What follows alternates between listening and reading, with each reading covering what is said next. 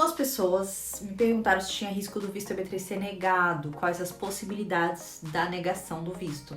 Então eu resolvi fazer esse vídeo para explicar alguns requisitos que você deve levar em consideração antes de aplicar para esse visto de trabalho. Então fiquem comigo no vídeo até o final.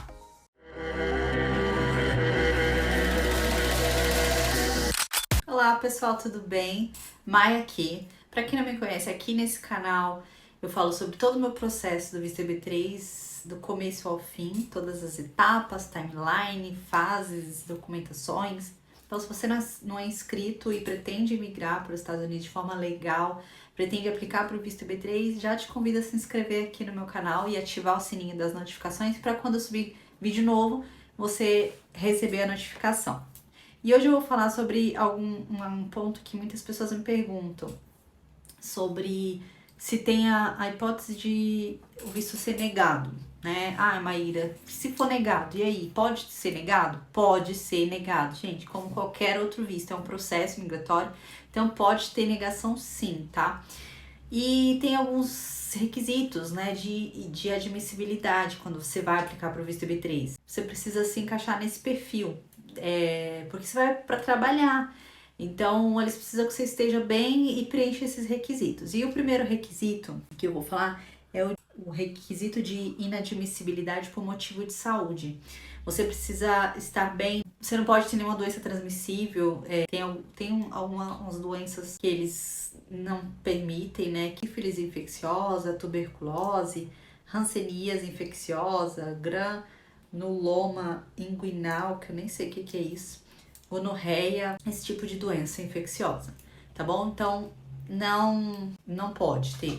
Porque você vai para trabalhar, lembrando que você tem que estar com a aptidão física boa, tem que ter a aptidão física, tem que estar com a saúde boa, porque o trabalho é para trabalho mais braçal, trabalho mais pesado. Então, tem que se encaixar nisso.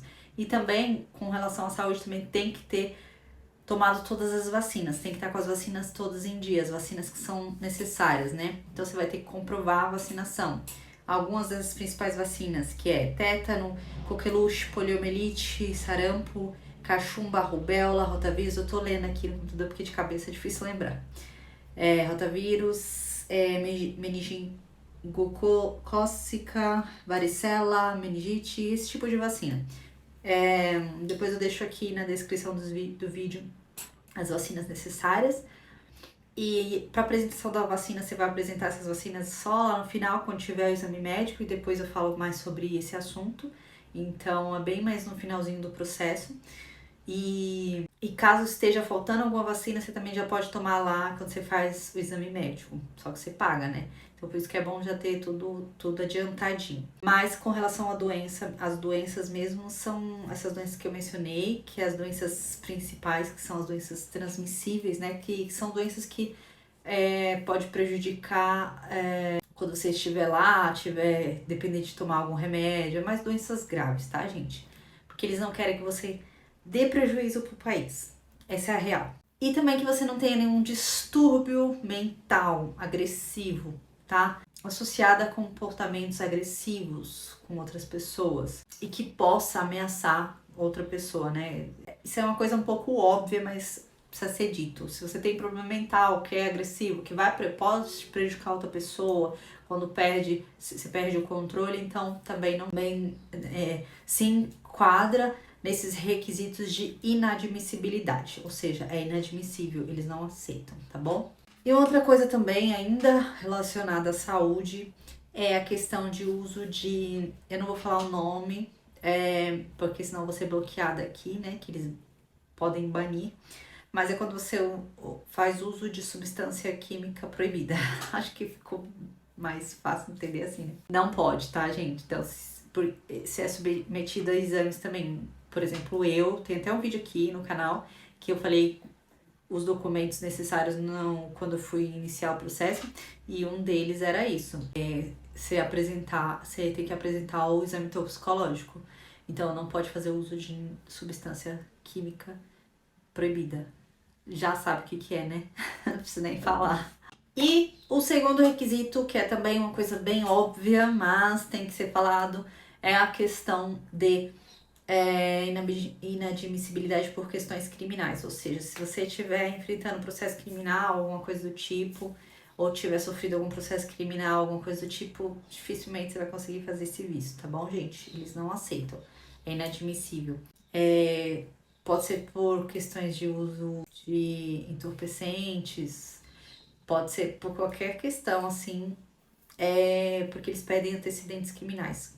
Também volto a falar, no vídeo que eu fiz sobre os documentos iniciais que eu precisei apresentar e vou ter que apresentar agora novamente, eles pedem antecedentes criminais.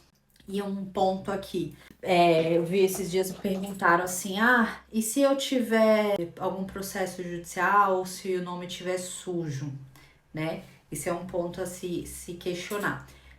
Se você tiver o nome sujo, só o nome sujo, é irrelevante. Porém, se você tiver seu nome sujo com a Receita Federal, né? Quando você vai precisar apresentar a certidão criminal do estado e criminal federal. Então, se você tem alguma dívida federal, dificilmente você vai conseguir também, tá? Então, você precisa se regularizar para depois tentar entrar com visto, tá bom? Mas se for, eu tenho nome sujo com um banco, por exemplo, ou com alguma empresa, assim, isso aí não é relevante. Mas se for em âmbito federal, aí o bicho pega, porque eles bloqueiam, né, passaporte, essas coisas, quando assuntos relacionados à Justiça Federal, tá bom?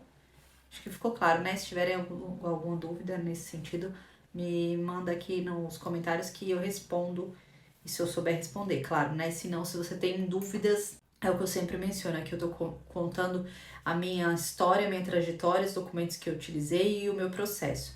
Eu não sou advogada imigratória nem nada, então eu tô contando o meu caso. Caso você tenha dúvida mais a fundo, achou vago aqui alguma informação e quer saber mais, seu caso é mais específico, entre em contato com o advogado imigratório, gente. Não vai pela cabeça dos outros, não vai porque fulano me disse, porque ciclano me disse. A melhor coisa que você tem a fazer é contratar um advogado imigratório e vai esclarecer sua dúvida com ele, porque é mais favorável para você, é mais certeiro para você tirar suas dúvidas direto com ele, se o seu caso é mais específico.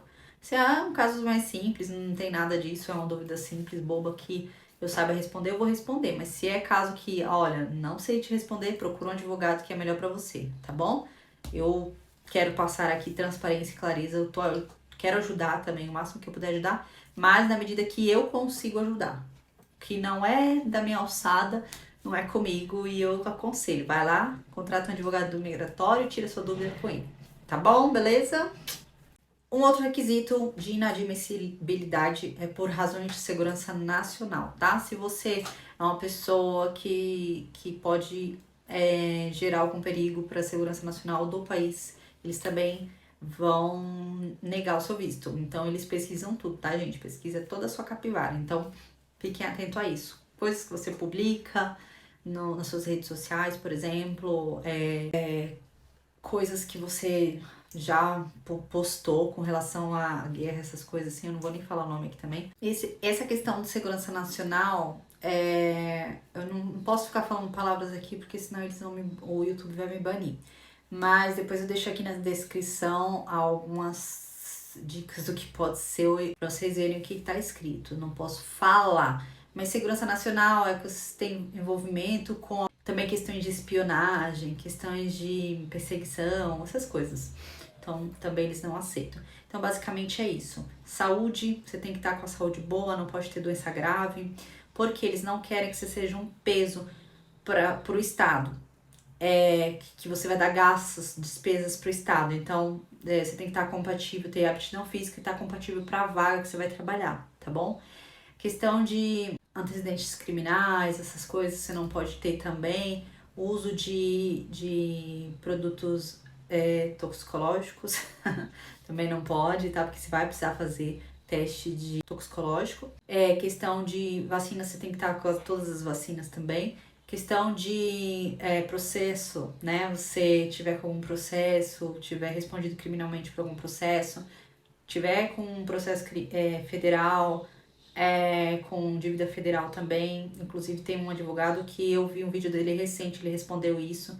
Ah, se eu tiver o nome sujo, eu posso ter meu visto negado? Se o seu nome estiver sujo com a Receita Federal ou Polícia Federal, no âmbito federal, aí seu nome, aí você não consegue tirar o visto. Realmente, você precisa se regularizar para conseguir. Por quê? Porque quando tá no âmbito federal, eles bloqueiam o passaporte, né?